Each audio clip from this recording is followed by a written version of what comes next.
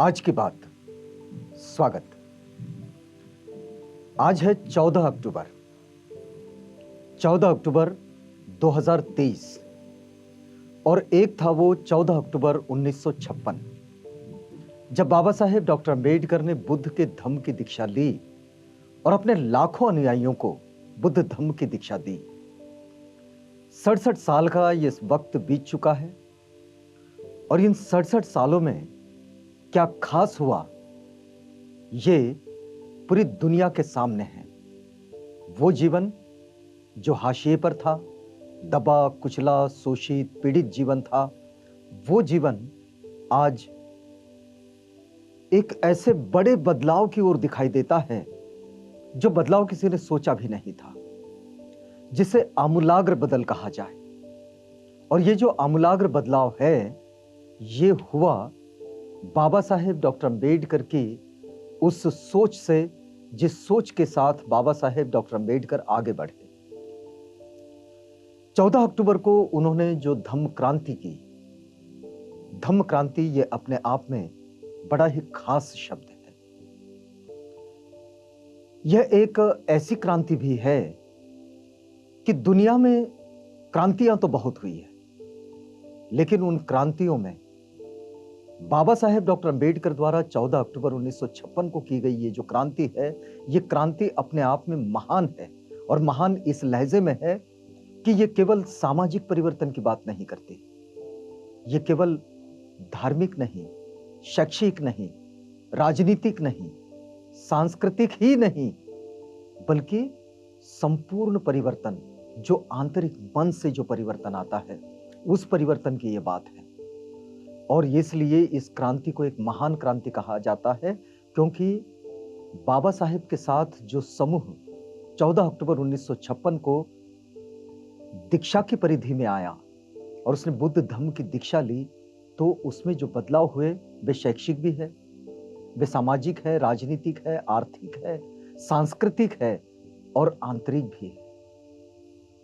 मतलब सब तरह के ये बदलाव है और एक विशेष जीवन शैली को बाबा साहेब के साथ, बाबा साहेब के मार्गदर्शन में इस जीवन ने स्वीकार किए हैं और उस पर वे आगे बढ़े हैं। तो इसको धम्म क्रांति क्यों कहें, यह एक बड़ा सवाल आता है।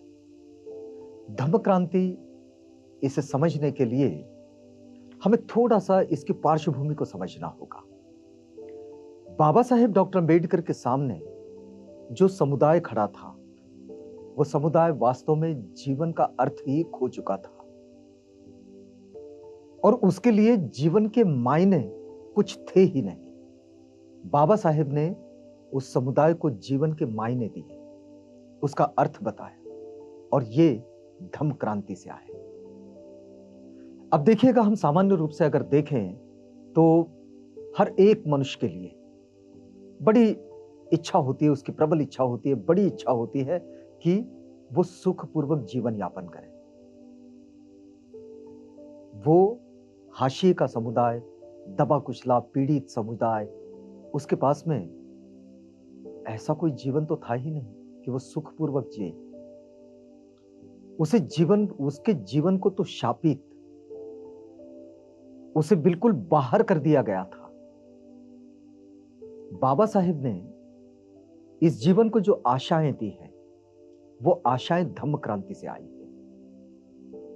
तो हर एक व्यक्ति का, हर एक मनुष्य का जो एक बड़ा सपना होता है कि वो सुखपूर्वक जिए, लेकिन सुख सबके हिस्से में आता नहीं। तो तथागत बुद्ध ने एक बड़ी बात की है कि उन्होंने अपने अनुभूति में सुख को महसूस किया है।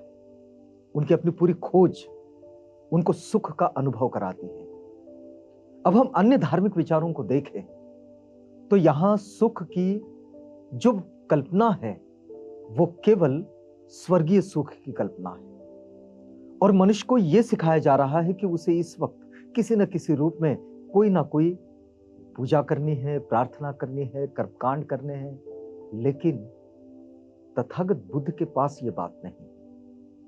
तथागत बुद्ध इसी जीवन में वे किसी मृत्युपरांत किसी को सुख का आश्वासन कभी नहीं देते। वे इसी जीवन में सुखपूर्वक जीने का मार्ग सिखा देते हैं। तो तथागत बुद्ध का जो अपना अनुभव है, उस अपने अनुभव को उन्होंने अपने अनुयायियों को, अपने शिष्यों को दिया। उसे उन्होंने करके देखा। जिस प्रक्रिया को तथागत बुद्ध ने की, उन्होंने वो करने के बाद उन्होंने भी सुख को अनुभव किया। ये जो सुख को अनुभव करने की जो बात रही, इसी बात को जब उन्होंने अन्यों को बताए तो ये धम्मोपदेश कहलाया। ये जो धम्मोपदेश है, इस धम्मोपदेश के सहारे जिन जिन लोगों ने अपने जीवन को बदलने की कोशिश की, केवल बुद्ध को माना नहीं, केवल जाना नहीं, उसे अंगीकार किया, उसे अपनी प्रैक्टिस में ले आए। तो बाबा साहेब डॉक्टर अंबेडकर ने 14 अक्टूबर 1956 को, यानी अब से 67 साल पहले जो किए वो ये है कि बाबा साहेब ने तथागत बुद्ध का ये जो धम्मोपदेश है, ये धम्मोपदेश लोगों तक ले आए। और बड़े सामान्य सूत्र है इसके। और सामान्य सूत्र क्या है? बड़े सामान्य से 5 नियम है। इन 5 नियमों को अपने जीवन का आधार बना लेना है। इन 5 नियमों को अपने जीवन का आधार अगर बना लेते हैं तो निश्चित रूप से जीवन बदलता है, और बदला हुआ जीवन इस वक्त हम लोग देख रहे हैं। तो बाबा साहेब ने जो धम्मोपदेश अपने अनुयायियों को 14 अक्टूबर 1956 को दिए, उसका उन्होंने जो अंगीकार किया, ये उसका प्रतिबिंब है कि उनका जीवन बदल गया। और ये है धम्म क्रांति। धम्म क्रांति का अर्थ यह है कि धम्मोपदेश को लेकर जो लोगों के जीवन में आमूलाग्र परिवर्तन दिखाई दिया, ये धम्म क्रांति कहलाती है। तो बाबा साहेब डॉक्टर अंबेडकर ने ये जो धम्म क्रांति की, इसका आधार क्या है? इसका आधार केवल इतना है कि हर कोई व्यक्ति जो सुखपूर्वक जीवन जीने की कामना में है, तो उसे इस बात के लिए प्रतिबद्ध हो जाना चाहिए कि वो हिंसा न करेगा तो दोस्ती करेगा, वो चोरी न करेगा तो दान करेगा, वो झूठ नहीं बोलेगा तो लोगों की प्रशंसा करेगा, वो व्यभिचारी नहीं होगा तो भले काम करेगा, वो प्रमाद में नहीं फंसेगा तो अपनी चीजों को बांटता चलेगा, शेयर करता चलेगा। और ये जो 5 नियम है, इन नियमों को आधार बनाने के लिए एक अष्टांगिक मार्ग इसके सामने तथागत बुद्ध रखते हैं। और तथागत बुद्ध का ये जो अष्टांगिक मार्ग है, ये बाबा साहेब ने लोगों के सामने लेकर आए। और उन्होंने कहा कि देखो भाई, चीजें जैसी दिखती है वैसी होती नहीं, और होती नहीं है इसलिए हम लोग फंस जाते हैं।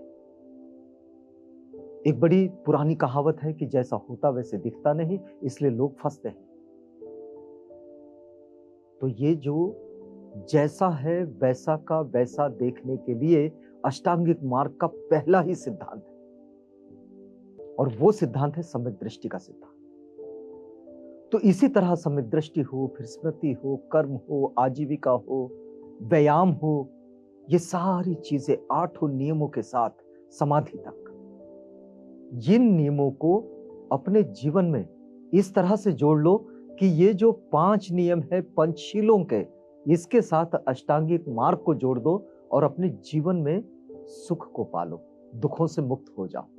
तो दुखों से मुक्ति का ये जो मार्ग बाबा साहेब डॉक्टर अंबेडकर ने दिया, ये धम्म क्रांति है। इस धम्म क्रांति को लोगों ने अपने जीवन में जब अंगीकार किया तो उसका बदलाव भी दिखा। अब इस धम्म क्रांति के कुछ सूत्र भी हैं, और वो बड़े महत्वपूर्ण सूत्र हैं। तो धम्म क्रांति का पहला सूत्र क्या है? बाबा साहेब ने तो 14 अक्टूबर 1956 को बुद्ध के धम्म की दीक्षा दी। तथागत बुद्ध बड़े आग्रही हैं कि कोई भी जन्म से किसी भी मत का नहीं होता है। तो फिर ये 5 नियम अगर अपने जीवन से जोड़ने हैं, अष्टांग मार्ग को अपने जीवन का हिस्सा बनाना है, तो फिर दीक्षा लेना बड़ा जरूरी है। तो धम्म दीक्षा ये सबसे पहला अंग बनता है इस धम्म क्रांति का। और इसलिए जब जन्म से कोई बौद्ध नहीं है, तो जो बच्चे जन्म लेते हैं वे कोई बौद्ध परिवार में जन्म लेने के कारण बौद्ध नहीं होते, तो उन्हें इन 5 नियमों के साथ और अष्टांगिक मार्ग के साथ बने रहने के लिए उन्हें दीक्षा शिक्षा की जरूरत है। तो इसलिए ये एक पहली बात आती है। एक दूसरी बात इसमें और भी जुड़ती है। बाबा साहेब बुद्ध धम्म की दीक्षा के साथ एक बड़ा महत्वपूर्ण काम करना चाहते हैं। बाबा साहेब का बड़ा स्वप्न तो है कि जाति व्यवस्था को खत्म करना, जाति का विनाश। उनका पुस्तक भी बड़ा महत्वपूर्ण पुस्तक है, एनिहिलेशन ऑफ कास्ट। अन्य लोग जातियों की व्यवस्था को खत्म करें ना करें, लेकिन जो बौद्ध समुदाय है, इस बौद्ध समुदाय से तो यह अपेक्षा है ही बाबा साहेब की कि बुद्ध के धम्म का अंगीकार करते हुए वे ये जाति व्यवस्था अपने भीतर से खत्म करें।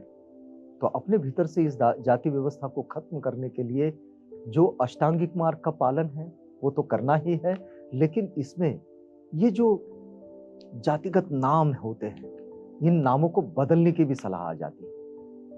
तो इस धर्मांतरण के साथ, धम्म दीक्षा के साथ, इस दीक्षा के साथ एक और बात जुड़ जाती है कि जो अपमानजनक नाम है, उन अपमानजनक नामों को छोड़ देना। एक नए समाज के निर्माण की बात करते हैं बाबा साहब धम्म क्रांति से।